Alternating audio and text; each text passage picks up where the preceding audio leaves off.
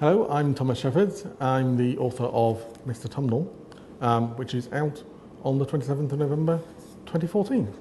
What I'm about to read you is about halfway through the book, just as things are all starting to come to a head and split apart for Louis and Catherine.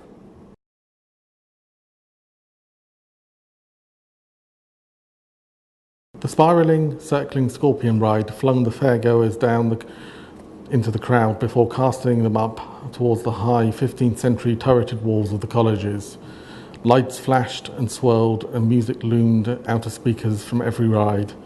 Catherine dodged people and weaved her way through the throng with Charlotte and Eleanor munching on some candy floss, allowing it to melt on her tongue. They stopped outside a stall while Charlotte tried in vain to win a goldfish. They turned around to find Eleanor at the next stall firing coconuts at targets. A round-faced man with a large belly hanging over his jeans laughed endlessly as he presented Eleanor, blushing red, with a large squidgy bear. Across the other side of the fair, Louis stood looking up at the old-fashioned helter-skelter as first Beth, then Tom, and lastly Polly slid round and round on seagrass mats. They worked their way onwards down the street, seduced by the smell of roasting chestnuts. Through the crowd for a moment, Louis thought he saw Catherine, but after looking again, a moment later, she was gone again, either subsumed into the swelling crowd or never there. Beth grabbed Louis's hand and tugged him forward, pushing him to a turnstile at the front of the queue. She pushed a fiver into the hands of the man at the gate. 2, please. The man handed Beth a couple of stubby tickets in return. Beth, Louis protested. You can't object to the big wheel, said Beth. No arguments. You're coming with me.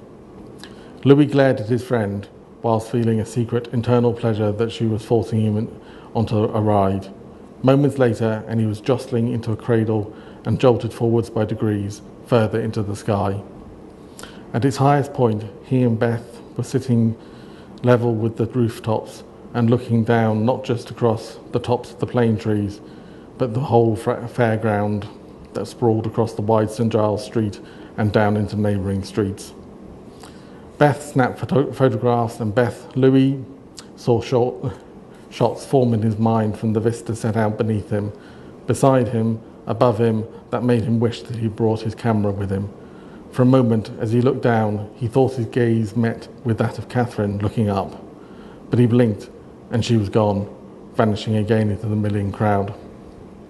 They jolted forwards again, and down by degrees into the cradle in front of them was filled by laughter, but filled by father and daughter, and with a slow grinding of gears, the wheel shifted and turned into action, up, up, up, and people below were tiny, and the sound system was a distant hum drowned out by the quiet of the night and the wind that whistled across the roof line. Down, down, down, and they were plunged back into the noise and flashing lights and the relentless fair. No sooner than they were down again, but they were lifted back up into another circle. Louis and Beth waved to Tom and Polly, and they waved back. Back up at the roof line, Louis glanced to his right, and his gaze met with that of Miss Leroy. She stood in one of the attic rooms of the college with the younger, tall and dark-haired man at her side. The wheel continued on its way and took Louis and Beth back down, away from Miss Leroy's prying gaze. Catherine walked through the fair, laughing and joking and sharing gossip with her friends. At the top end of the street, just beyond the Eagle and Child, and separated from the rest of the fair by the tram lines, was the House of Mirrors. Hey, shall we? Suggested Charlotte. The others agreed, and they joined the queue. They shuffled forward, and the rest of the fairgoers, and as they reached their gate, Catherine looked up in time to see Louis and his friends ahead of them and entered the ride. A pang of uncertainness retched through her, but Eleanor had already handed over the entry money and the jostling of the crowd pushed her through the gate. Her breath quickened to match her feelings. Separated by another group of friends, Catherine could see the back of Louis's head, and as he disappeared into the interior.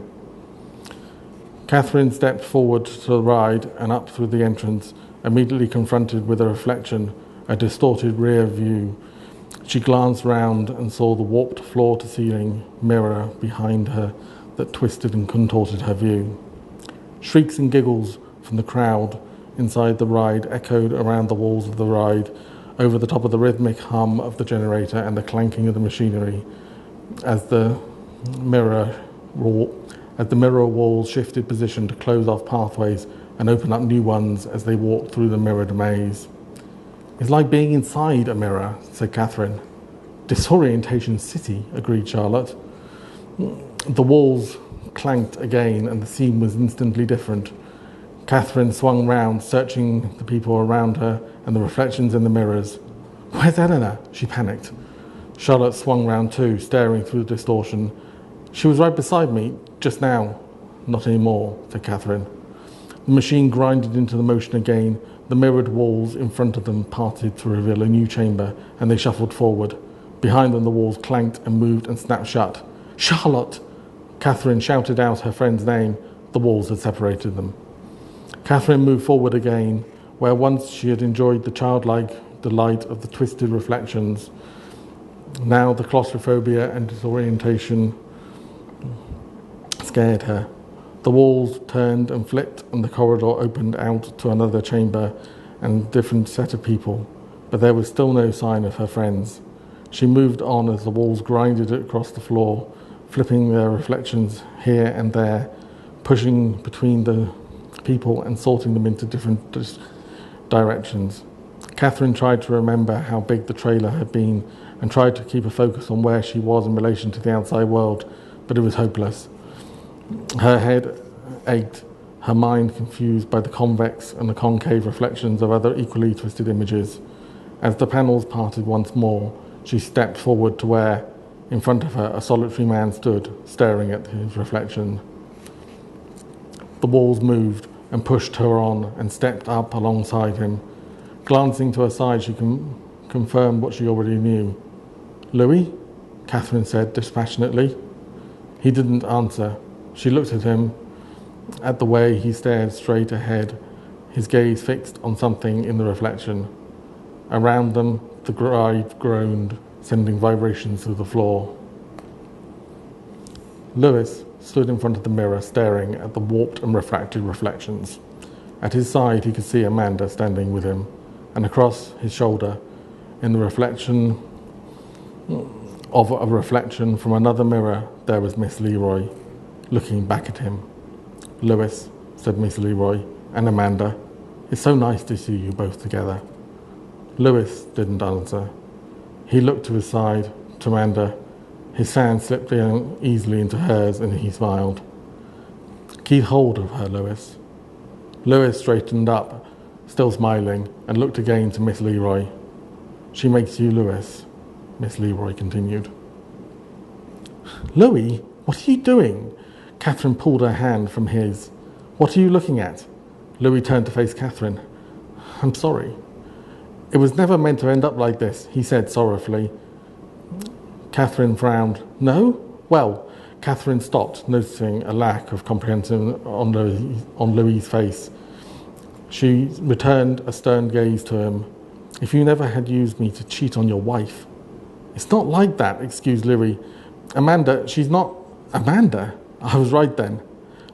Louis nodded. "I need to explain." Catherine jumped back as realizing she hit her. "And she doesn't work for the press too, does she?" Louis nodded again. "Not that it matters." Catherine flamed up forcibly. "The hell it matters, Louis.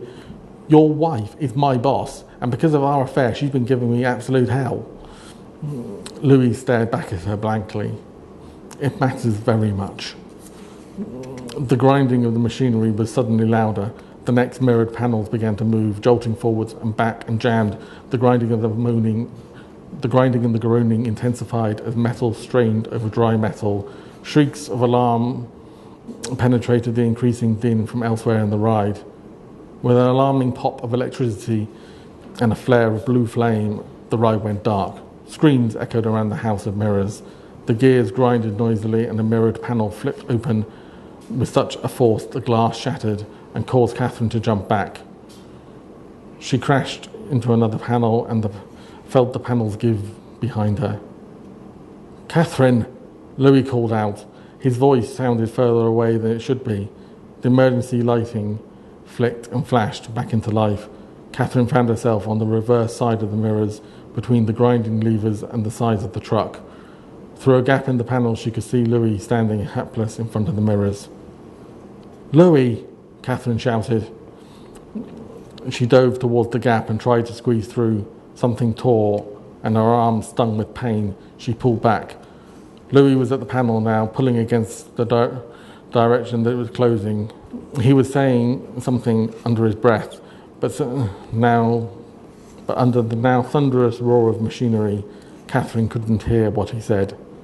"Take my hand," Louis shouted eventually as he reached out for her. Catherine grabbed it without thinking. There was no way she could get through, and nor he to her.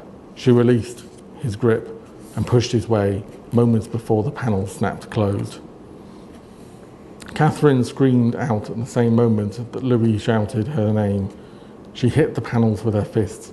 It rattled, but remained in place. It was then that she noticed a smear of blood near to where Louis's hand had been. Her breathing became fast and breathless, and as she was trapped in the space that, with every panel movement, was becoming smaller and smaller.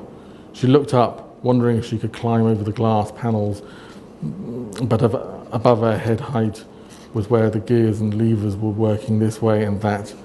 Catherine looked around again and noticed at last a narrow crack in the side of the truck through which she could see the light from the floodlights outside. Upon closer inspection, Catherine saw that the side panel of the truck was bolted to an upright and the bolt was loose. She fiddled and fumbling, aching fingers and sprang it loose. The next was more a reach to get to, but after several easy turns she found the threads to be rusted solid. She sighed with heavy frustration and elbowed the side of the truck. It moved a little, but her shoulder ached with pain. She aimed a kick at it and almost toppled over herself. Then, bracing herself against every available support, she kicked again and again. Finally, another of the bolts sprung clear, hitting her sharply in the leg. She was able to push the corner of the side panel out enough to squeeze through the drop and drop down onto the road at the back of the ride between it and the surrounding buildings, and amongst vans and cables and petrol-guzzling, throbbing generator. Catherine straightened up and looked around. Somewhere above, the Scorpion ride whizzed around above the treetop. She stopped. She stepped over the cables and around cases to get out from behind the ride, and as she rounded the end of the trailer, she saw the packed and silent crowd gathered in front of the house of mirrors, with a couple of ambulances pulled up outside with their blue lights flashing. She scanned the people being led out of the ride, but could see no sign of Louis. She did catch sight of Charlotte and Anna talking to a policeman. At least they were safe. Then she noticed something out of the corner of her eye. She turned to look more. The smear of blood on the shop window and then of the nice deli on the corner of Little Cloudon Street. Louis, she wondered. And that continues to move on towards the end of part 2 of the book.